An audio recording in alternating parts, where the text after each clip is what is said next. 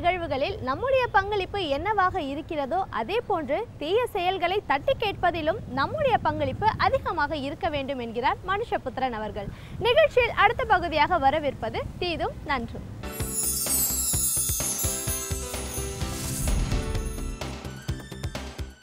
வணக்கம் நண்பர்களே, இன்னும் ஒரு இனிய காலை பொழுதில் தீதும் நன்றும் நிகழ்ச்சியில் உங்களை சந்திப்பதில் மிக்க மகிழ்ச்சி அடைகிறேன். ஒரு மனிதன் இன்னொரு மனிதரிடம் காட்டக்கூடிய மரியாதையை, அன்பை, நேசத்தை வெளிப்படுத்துவதற்கு எத்தனையோ விதமான வழிமுறைகள் இருக்கின்றன.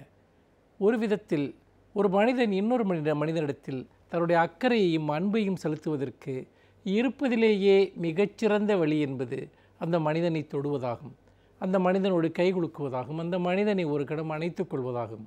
உலகம் முழுக்க மனிதர்களை இப்படி அணைத்துக் கொள்கிற ஒரு பழக்கம் என்பது தொடர்ந்து எல்லா சமூகங்களிலும் கலாச்சாரங்களிலும் இருந்து வந்திருக்கிறது.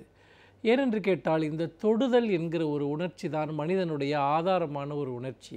இந்த உலகத்தில் ஒரு குழந்தை பிறந்து வருகிற போது அது முதலில் இந்த உலகத்தோடு தொடர்பு கொள்வது என்பது தன்னை தொட்டு தூக்குகிற ஒரு மனித கைகளை அது உணர்ந்து கொள்கிற அந்த தருணம்தான்.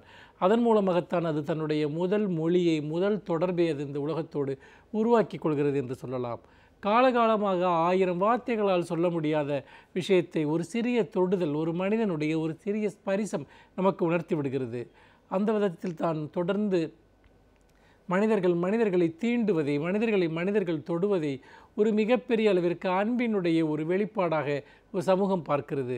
அதாவது ஒருபுறம் அது எப்படி அன்பின் வெளிப்பாடாக இருக்கிறதோ அதே சமயம் ஒரு தீய நோக்கத்தோடு, துர்நோக்கத்தோடு ஒரு மனிதனை தொடுவது என்பது அது வெறுப்பினுடைய ஒரு அடையாளமாக, மிக மோசமான ஒரு அத்துமீறலாகவும் உலகம் முழுக்க பார்க்கப்படுகிறது.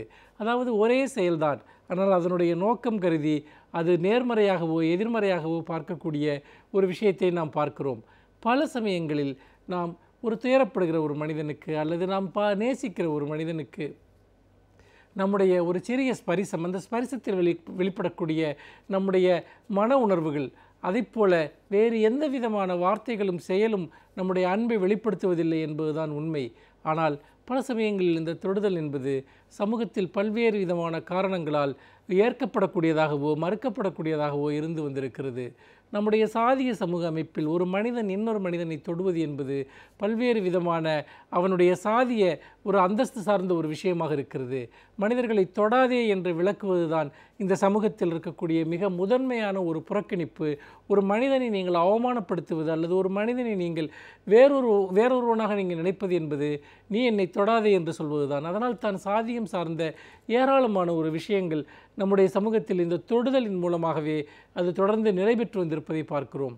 அதே போல் அதிகாரம் உள்ளவர்கள் அதிகாரமற்றவர்களை தொட விரும்புவதில்லை. அதே போல் நோய்வாய்ப்பட்டவர்களை ஆரோக்கியமாக இருக்கிறோம் என்று நம்புகிறவர்கள் தொட விரும்புவதில்லை. அதே போல் பொருளாதார ரீதியாக ஒரு வலிமையாக இருப்பவர்கள் பொருளாதார ரீதியாக வலிமையற்றவர்களை, ஏழைகளை தொட விரும்புவதில்லை. தங்களை சுத்தமானவர்கள் என்று நம்பிக்கொண்டிருப்பவர்கள், அழுக்கானவர்கள் என்று நினைக்கக்கூடியவர்களை தொட விரும்புவதில்லை. பல சமயங்களில் பிற சாதியினர், பிற மதத்தினர், பிற இனத்தவர் என்று பல்வேறு விதமான ஒரு சமூக வேறுபாடுகள் என்பது ஒரு மனிதனை தொடாமல் இருப்பதன் வழியாகத்தான் நடந்து கொண்டிருக்கிறது.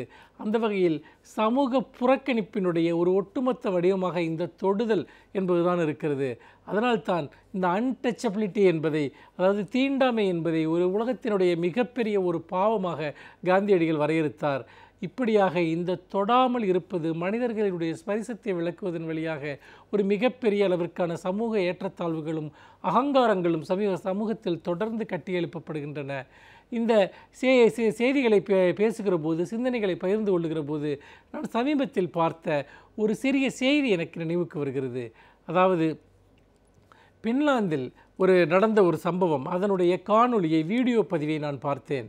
எய்ட்ஸ் நோயால் பாதிக்கப்பட்ட ஒரு மனிதர், அந்த மனிதர் ஜானி என்கிற அந்த மனிதர், அவர் எய்ட்ஸ் நோயாளிகள் தொடர்ந்து சமூகத்தால் தவறாக புரிந்து கொள்ளப்படுவதும், அவர்களை பார்த்தாலே நமக்கு நோய் ஒட்டி கொண்டு விடும், தொட்டாலே நோய் ஒட்டி கொண்டு விடும் என்ற சமூகத்தில் நிலவுகிற தப்பெண்ணங்களுக்கு எதிராக அவர் ஒரு நூதனமான ஒரு போராட்டத்தை செய்தார், ஒரு விழிப்புணர்வு பிரச்சாரத்தை செய்தார். அதாவது எய்ட்ஸ் பற்றி நன்கு அறிந்தவர்களுக்கு தெரியும். அதாவது எய்ட்ஸ் என்பது அப்படியெல்லாம் தொட்டவுடன் எல்லாம் பரவக்கூடிய ஒரு நோய் அல்ல. மாறாக அது இரத்தத்தின் மூலமாகவோ அல்லது விந்தணுவின் மூலமாகவோ பரவக்கூடிய ஒரு நோயை தவிர வேறு விதமான மனித உறவுகள், மனிதன் சார்ந்த நடவடிக்கைகளில் அது அது இன்னொருவருக்கு தொற்றுவதில்லை என்பது மருத்துவ அறிவியல் தெரிந்த எல்லோருக்குமே தெரிந்த ஒரு உண்மையாகும். ஆனால் சமூகம் அதை அப்படி பார்ப்பதில்லை. இந்த கிட்டத்தட்ட இது எய்ட்ஸால் பாதிக்கப்பட்டவர்களை எல்லாம் ஒரு வேற்றுக்கிரக வாசிகளைப் போல, டெமன்ஸ் என்று சொல்வார்கள், அது போன்ற ஒரு பூதங்களைப் போன்ற பார்க்கக்கூடிய ஒரு மிகப்பெரிய ஒரு சமூக அவலம் என்பது இன்றைக்கு இருந்து கொண்டிருக்கிறது. இதன் காரணமாக எய்ட்ஸ் நோயாளிகள் பல சமயங்களில் மிகுந்த அளவிற்கு ஒரு துன்பத்தை அனுபவிக்கிறார்கள், சமூகத்திலிருந்து புறக்கணிக்கப்பட்டவர்களாக இருக்கிறார்கள். அதோடு மட்டுமல்லாமல் அவர்கள் பல சமயங்களில் இந்த சமூக புறக்கணிப்பிற்கு அஞ்சி மருத்துவ சிகிச்சை எடுத்துக்கொள்வதில்லை.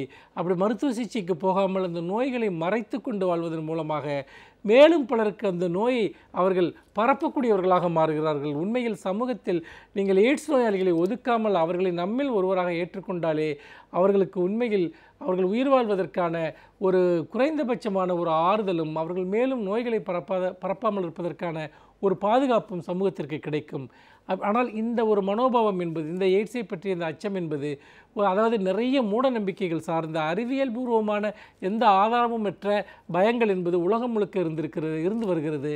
அப்படித்தான் பின்லாந்திலும் அது போன்ற நம்பிக்கைகள் இருக்கின்றன. இதை உடைப்பதற்காக அந்த மனிதர் என்ன செய்தார் என்று கேட்டால், அவர் ஒரு சாலையோரம் நின்று கொண்டார். அந்த சாலையோரம் நின்று கொண்டு அவர் தனக்கு பக்கத்தில் ஒரு போர்டு, அதாவது ஒரு அறிவிப்பு பலகையை அவர் எழுதி வைத்துவிட்டு உட்கார்ந்து கொண்டார். அந்த அறிவிப்பு பலகையில் என்ன அவர் எழுதி வைத்திருந்தார் என்றால், நான் ஒரு எய்ட்ஸ் நோயாளி, என்னை தொடுங்கள் என்பதுதான் அந்த வாசகம். உண்மையிலேயே மனதை உருக்கக்கூடிய அந்த வாசகத்தின் அருகில் அவர் தன்னுடைய கண்களை இப்போ 2 கைகளாலும் மூடிக்கொண்டு அவர் அங்கேயே நின்று கொண்டிருந்தார். அவரையும் அந்த அறிவிப்பு பலகையும் பார்த்தவர்கள் முதலில் வினோதமாக பார்த்துவிட்டு செல்கிறார்கள். பிறகு அதில் சிலர் அவரை வேடிக்கை பார்க்கிறார்கள், சிலர் வேகமாக அவரை விட்டு நகர்ந்து செல்கிறார்கள். நேரம் செல்ல செல்ல ஒரு பெண் முதலில் வந்து அவருடைய கைகளை தொட்டு குலுக்குகிறார். பிறகு ஒவ்வொருவராக வருகிறார்கள். குழந்தைகள் வந்து அவருடைய கைகளை பிடித்து குலுக்குகிறார்கள். சிலர் அவரை ஒரு கணம் அணைத்துக் கொள்கிறார்கள். பிறகு பெண்கள் வருகிறார்கள், அவர்கள் அவரை அணைத்து தன்னுடைய அன்பை தெரிவிக்கிறார்கள். பிறகு பெரிய மனிதர்கள், வயதானவர்கள், ஆண்கள் வருகிறார்கள். அவர்களும் அந்த மனிதரை தழுவி தங்களுடைய அன்பை தெரிவிக்கிறார்கள். அப்படி தெரிவிக்கிற போது அவர் கொஞ்சம் கொஞ்சமாக தனக்கு இந்த உலகத்தோடு இருந்த அந்த பனிச்சுவர் என்பது உடையக்கூடிய ஒரு விஷயத்தை அவர் பார்க்கிறார். அப்படி அந்த பனிச்சுவர் உடைவதன் மூலமாக தான் இந்த உலகத்திற்கு, இந்த வாழ்க்கைக்கு திரும்பி வருவது போன்ற ஒரு உணர்வு அவருக்கு மேலிடுகிறது. அதாவது எவ்வளவோ பேர், அவர் சொல்கிறார், அந்த நிகழ்ச்சி முடிந்த பிறகு அவர் சொல்கிறார், எவ்வளவோ பேர் எங்களை ஒரு கழிவைப் போல அவர்கள் ஒதுக்கினால் கூட எங்களுடைய குரலை கேட்பதற்கு இவ்வளவு பேர் இருக்கிறார்கள், எங்களை ஒரு கணம் அணைத்துக் கொள்வதற்கு இவ்வளவு பேர் இருக்கிறார்கள், தங்களுடைய தொடுதலின் மூலமாக நாங்களும் இந்த உலகத்தில் வாழக்கூடியவர்கள் தான் என்பதை தெரிவிப்பதற்கு சில பேர் இருக்கிறார்கள் என்று அந்த மனிதர் நெகிழ்ச்சியோடு குறிப்பிடுகிறார். இதை பார்க்கிற போது உண்மையில் மனிதர்களை ஒதுக்குவது, விளக்குவது என்பது மிகப்பெரிய ஒரு குற்றச்செயல்.